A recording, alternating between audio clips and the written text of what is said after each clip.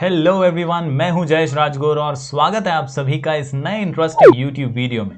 दोस्तों, हम पढ़ रहे हैं 11th स्टैंडर्ड का OCM यानी organisation of commerce and management. जी हां दोस्तों, आज हम शुरू कर रहे हैं चैप्टर नंबर 1 से। बहुत ही महत्वपूर्ण सब्जेक्ट है organisation of commerce and management, जो आपको कॉमर्स और मैनेजमेंट के गुणों के बारे में बताता है। 11th स्टैंडर्ड से ही इसका बेस मजबूत कर लीजिए, इस सब्जेक्ट पर आपकी पकड़ बना लीजिए ताकि थियरी सब्जेक्ट्स में आपको कोई भी तकलीफ ना हो। अगर आप इस चैनल पर नए हैं तो इसे जरूर सब्सक्राइब कीजिए, बेल आइकन दबाइए, क्योंकि यहाँ पर आपको इकोनॉमिक्स, OCM और इंफॉर्मेशन टेक्नोलॉजी के वीडियोस लगातार मिलते रहेंगे। जी हाँ दोस्तों, organisation of commerce and management नाम में ही जैसे बता रहा है, उसी प्रकार कॉमर्स और मैनेजमेंट के गुण आपको सिखाने में मदद करता है। जी हाँ दोस्तों, ये एक ऐसा विषय है जो आपको कॉमर्स की पकड़ तो बताएगा ही साथ अगर आप फ्यूचर में मैनेजर बनना चाहते हैं या कंपनी संभालना चाहते हैं या अपना बिजनेस रन करना चाहते हैं, तो आपको मैनेजमेंट कैसे होता है और किस प्रकार से लोगों को हैंडल किया जाता है, काम निकलवाया जाता है, ये भी सिखाने में मदद करेगा। तो चलिए शुरू करते हैं और जानते हैं क्या है खास इस सब्जेक्ट में। जी हाँ दोस्तों, सबसे पहले बात करते हैं इंडेक्स की। तो इस साल 11th स्टैंडर्ड कॉमर्स में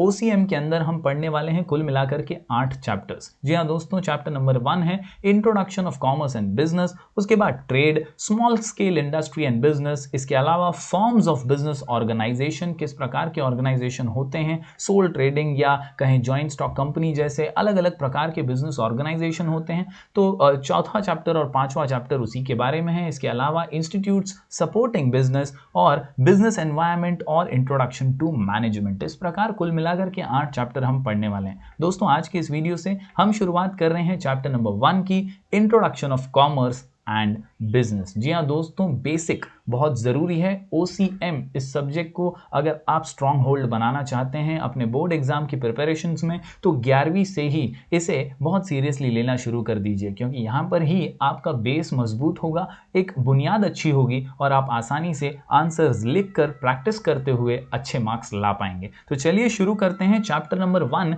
introduction of commerce and business. जी हाँ दोस्तों, जैसा कि आप देख रहे हैं, ये चैप्टर आपको economic activities, non economic activities के बारे में अवगत कराता है। साथ ही साथ it also teaches you about various economic activities which human being does, such as business, profession, employment. यानी ये 3 ऐसी गतिविधियां हैं, ऐसी एक्टिविटीज हैं जो इंसान पैसे कमाने के लिए करता है। इसके अलावा बिजनेस के क्या ऑब्जेक्टिव्स होते हैं, प्रॉफिट का क्या रोल होता है, साथ ही साथ classification of business activities in industry as well as commerce, और आखिर में कुछ डिस्टिंग्विश बिटवीन के साथ ये चैप्टर वाइंड अप होगा। देखते ही देखते दोस्तों, एक एक वीडियो करके मैं इस चैनल पर आपको लगातार OCM के वीडियोस प्रोवाइड करता रहूंगा। तो जल्दी से आप बेल आइकन दबा दीजिए, सब्सक्राइब कर दीजिए, बने रहिए हमारे चैनल पर। चलिए शुरू करते हैं दोस्तों इंट्रोडक्शन के साथ। अगर बात करें इंडस्ट्री, कॉमर्स या एक्टिविटीज की, तो ह्यूमन बीइंग्स बिना एक्टिविटीज के आगे नहीं बढ़ सकते, और कहीं ना कहीं ह्यूमन एक्टिविटीज ही वांट्स को सेटिस्फाई करने के लिए बहुत जरूरी होती हैं।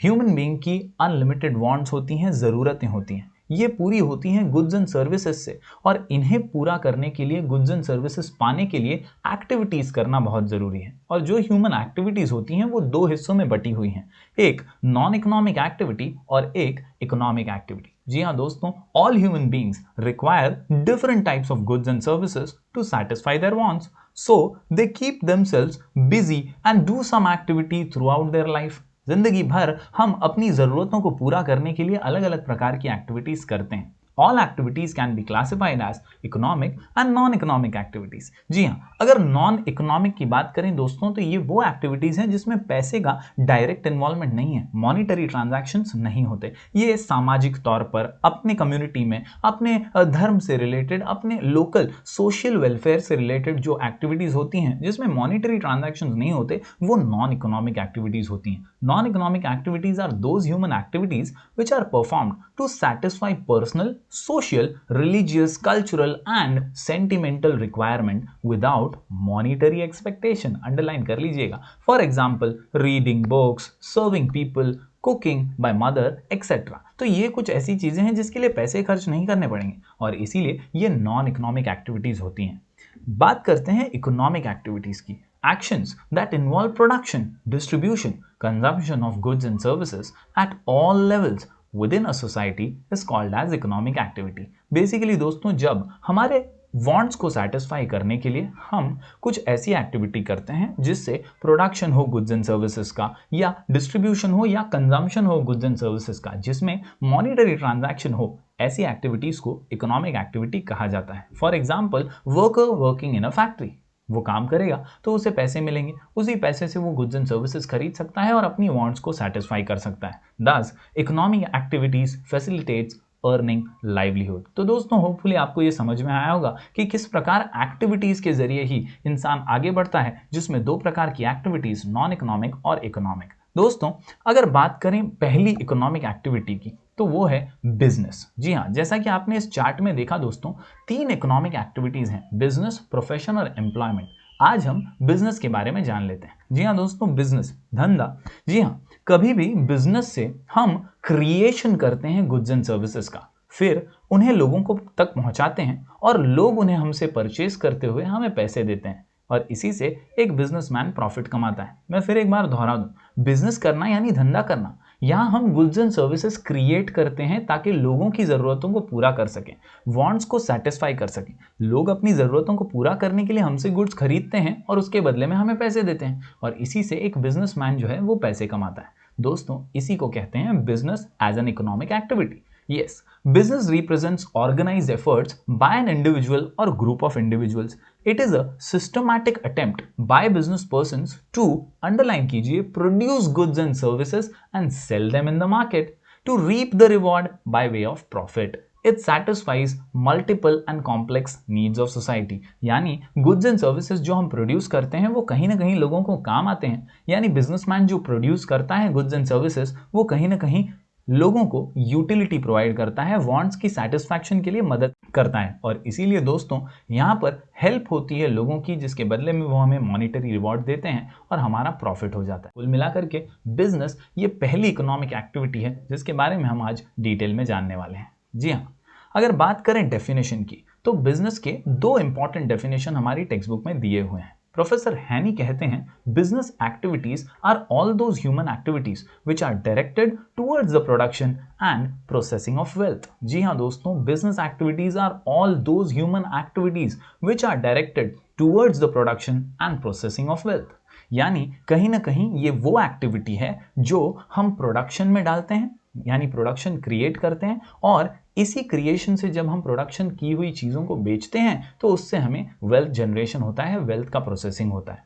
प्रोफेसर हफ और कपूर कहते हैं, the organised efforts of individuals to produce and sell for profit the goods and services that satisfy society's needs are also called as business। यानी प्रोफेसर प्राइड, हफ और कपूर का मानना है कि कहीं ना कहीं जो एफर्ट इंडिविजुअल लगाता है प्रोड्यूस करने के लिए गुड्स एंड सर्विसेज को, जिसको वो बेचकर लोगों की नीड्स को सेटिस्फाई करता है और प्रॉफिट बनाता है, इस एक्टिविटी को कहते हैं बिजनेस। होपफुली ये 2 डेफिनेशन आपको समझ आए होंगे। दोस्तों चलिए अब देखते हैं बिजनेस की कुछ फीचर्स, कुछ कैरेक्टरिस्टिक्स। जी हाँ दोस्तों, हमारे सामने है कैरेक्टरिस्टिक्स ऑफ बिजनेस।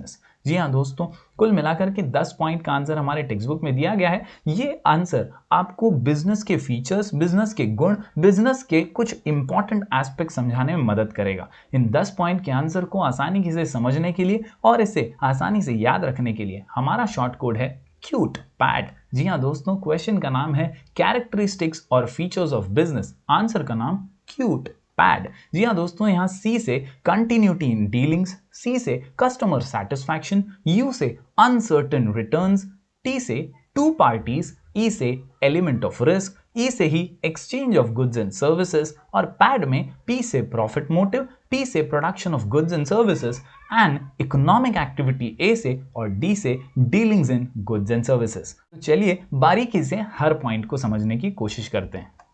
सबसे पहले characteristics of business, continuity in dealings. जी हाँ दोस्तों, एक बार की गई एक्टिविटी बिजनेस नहीं होती, या एक बार की गई मॉनेटरी ट्रांजैक्शन भी बिजनेस नहीं होती। आपके पास एक कार थी, आपने किसी को वो बेच दी, आपको कार के बदले में पैसे मिल गए, लेकिन इसे हम बिजनेस नहीं कह सकते। बिजनेस वो होता है जहां कंटिन्यूटी इन डीलिंग होती है।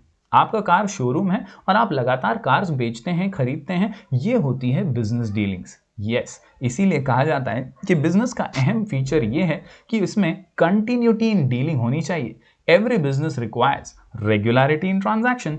One single transaction does not constitute business, यानी एक ट्रांजैक्शन से बिजनेस नहीं होता. Example, if a person sells his own motor car and earns profit, then it will not be considered as business activity. But if he is a car dealer, so he sells and purchases cars regularly, then it is considered as a business activity. तो ये था पहला point, पहला important feature business का. हमारा answer है cute pad, जहां सी से कंटिन्यूटी इन डीलिंग और दूसरा सी है कस्टमर सेटिस्फैक्शन. जी हाँ दोस्तों, ग्राहक ये भगवान का स्वरूप होता है और बिजनेसमैन के लिए ग्राहक बहुत महत्वपूर्ण होता है. साथ ही साथ आपके पास कोई आ रहा है कस्टमर, तो उसका सेटिस्फैक्शन बहुत ज़्यादा ज़रूरी है. कहीं ना कहीं अगर वो नाराज़ हो जाए तो वो आपके बिजनेस को ठेस पहुंचा सकता है. ये बहुत ज़रूरी है कि वो सेटिस्फाइड रहे, वो आपके बिजनेस से और आपके बिजनेस करने के तरीके से खुश रहे. Customer satisfaction is the ultimate aim of all economic activities and business is not exception to it. जी हाँ, कस्टमर का सेटिस्फैक्शन हर प्रकार की इकोनॉमिक एक्टिविटी के लिए बहुत महत्वपूर्ण होता है और इसीलिए बिजनेस भी इससे अछूता नहीं है. Modern business believes in satisfying the customers by providing quality products and services at a reasonable price. जी हाँ दोस्तों, ये बहुत मूल मुद्दा है, बहुत इंपॉर्टेंट पॉइंट है. हर बिजनेस हाउस, हर बिजनेसमैन अपने कस्टमर को सेटिस्फाई करना चाहता है. The purpose of the business is to create and retain the customers, यानी नए कस्टमर्स लाना और जो पुराने कस्टमर है उन्हें रिटेन करना, यही हर बिजनेसमैन चाहता है. तो चलिए आगे बढ़ते हैं. Characteristics of business, cute pad, C से कंटिन्यूटी इन डीलिंग और सी से कस्टमर सेटिस्फैक्शन. दोस्तों अगला पॉइंट है यू से अनसर्टन रिटर्न्स. जी हाँ दोस्तों, हम अगर कहीं नौकरी कर रहे होते हैं तो वहां हमें मंथली सैलरी या पगार तो मिल ही जाता है, लेकिन बिजनेस में ऐसा नहीं होता. हम कैपिटल लगाते हैं, हम पैसा लगाते हैं, इन्वेस्टमेंट करते हैं, लेकिन हमारा बिजनेस शुरू होते ही चल पड़े ऐसा जरूरी नहीं है. कहीं ना कहीं there is uncertainty and a lot of risk which is involved in business activities. In business the returns are never predictable. आप कभी ये गारंटी के साथ नहीं कह सकते कि आपको प्रॉफिट होगा या इतना प्रॉफिट होगा या उतना प्रॉफिट होगा. ये हमेशा अनसर्टन होता है. कई बार बिजनेस बहुत अच्छा भी चलता है और कई बार बिजनेस में मंदी का माहौल भी आ जाता है और इसीलिए कहा जाता है सबसे अहम फीचर ऑफ बिजनेस है its uncertain returns. In business, the returns are never predictable or guaranteed. Businessman may earn profit or suffer loss also. बढ़ने आगे दोस्तों, अगला पॉइंट है टू पार्टीज. एक आदमी अकेला बिजनेस कैसे करेगा, ये तो बहुत नाइंसाफी है. दो पार्टीज होनी बहुत जरूरी है. Every business transaction involves an exchange. Minimum 2 parties are required for exchange. बहुत जरूरी है कि दो पार्टीज के बीच में ये बिजनेस हो, यानी एक बायर और दूसरा seller. Yes, that is the seller and the buyer. Business transaction is a result of an agreement between the buyer and the seller, which may be oral or written. यानी दो parties होना बहुत जरूरी है. बढ़ते हैं आगे दोस्तों, अगले पॉइंट है ई से exchange of goods and services और एलिमेंट ऑफ रिस्क. बहुत ही सिंपल से पॉइंट है. जैसा कि हमने शुरुआत में भी देखा, बिजनेस एक ऐसी इकोनॉमिक एक्टिविटी है जहां हम क्रिएशन यानी हम गुड्स एंड सर्विसेज का, यूटिलिटी का क्रिएशन करते हैं ताकि हम ये गुड्स बेचकर लोगों की वांट्स को सेटिस्फाई कर पाएं. तो हम प्रोड्यूस करेंगे तो उसे संभाल के तो नहीं रखेंगे, हम उसे बेचने वाले हैं, यानी हम एक्सचेंज करने वाले हैं गुड्स ऑफ सर्विसेज का, गुड्स एंड सर्विसेज का. Business involves transfer of goods and services directly और इनडायरेक्टली विद मनी और मनीज वर्थ. याद रखिए दोस्तों, monetary exchange is the exchange with money. Example, buying a notebook for cash, यानी monetary exchange वो होता है जहां पैसे का लेन देन होता है. इसके अलावा on the other hand, in case of barter exchange, यानी जब हम गुड्स के बदले में गुड्स शेयर करते हैं, किसी के प्रोडक्ट के बदले में दूसरा प्रोडक्ट ले आते हैं, ऐसे एक्सचेंज को बार्टर एक्सचेंज कहते हैं. Goods and services are exchange for some other goods and services. Example, wheat is exchange for rice. ऐसे एक्सचेंज हो या मनीज वर्थ या मनी वाले एक्सचेंज हो, ये सारे एक्सचेंज बिजनेस मॉडल में माने जाते हैं. If goods are produced for own consumption, that is stitching और dress for a daughter, it can not be called as a business activity. But stitching a dress in a tailoring shop and taking stitching charges for that is a business activity. Similarly, if goods are donated or given as a gift, then it cannot be considered as a business activity. जी हाँ दोस्तों, exchange of goods and services कई प्रकार का होता है, लेकिन business के अंदर या बिजनेस एक्टिविटी में वही एक्सचेंज माना जाता है जहां मॉनिटरी या मनीज वर्थ का लेन देन हो. तो चलिए बढ़ते हैं अगले पॉइंट की ओर. अगला पॉइंट है एलिमेंट ऑफ रिस्क. जैसा कि मैंने कहा, बिजनेसमैन को रिस्क तो उठाना ही पड़ता है, अनसर्टन रिटर्न्स भी है, तो यहां पर उसी बारे में जिक्र किया गया है. Risk is the key element of every business which is concerned with exposure to loss.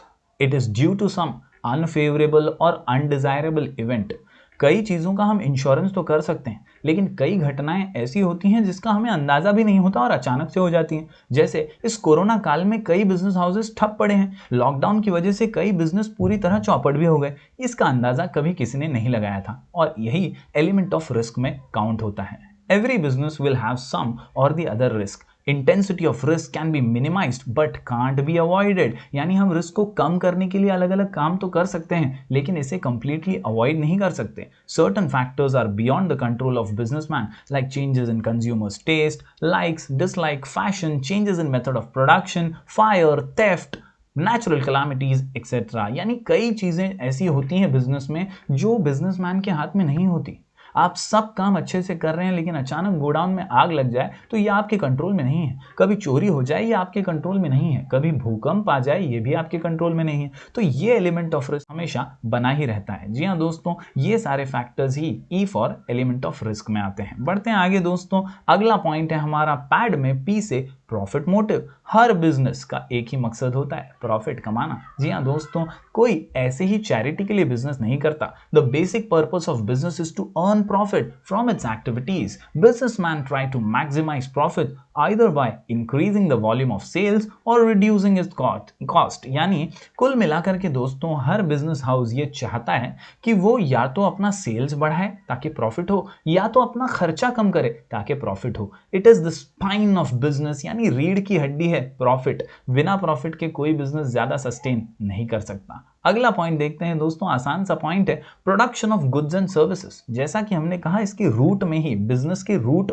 Cause में ही छुपा हुआ है प्रोडक्शन, क्योंकि बिजनेस मतलब production of goods and services जो लोगों की वांट को सेटिस्फाई कर सकें। और वही यहां पर कहा गया है, before exchanging the goods and services they should be produced by business enterprises. अगर प्रोडक्शन होगा तभी तो एक्सचेंज होगा। Goods are either manufactured or procured from the supplier with the aim of selling it further to the consumers profit. तो इस प्रकार दोस्तों हम प्रोड्यूस करते हैं वो गुड्स जो कंज्यूमर को काम आ सके और हमें प्रॉफिट हो सके। बढ़ते हैं आगे दोस्तों, अगले दो पॉइंट्स, एन इकोनॉमिक एक्टिविटी। ये तो हमने स्टार्टिंग में चार्ट में ही देख लिया था, क्या कि एक्टिविटीज दो प्रकार की होती हैं, नॉन इकोनॉमिक एक्टिविटी और इकोनॉमिक एक्टिविटी। और बिजनेस कौन सी एक्टिविटी है? तो ये इकोनॉमिक एक्टिविटी है, क्योंकि यहाँ पर हम यानी मॉनिटरी रिटर्न्स एक्सपेक्ट करते हैं। Business is an economic activity as it is undertaken to earn money और livelihood. It is not because of love, affection, feeling, sentiment etcetera. तो कुल मिलाकर यहाँ पर पैसा इन्वॉल्व है, इसीलिए it is an economic activity. साथ ही साथ dealings in goods and services, D से दोस्तों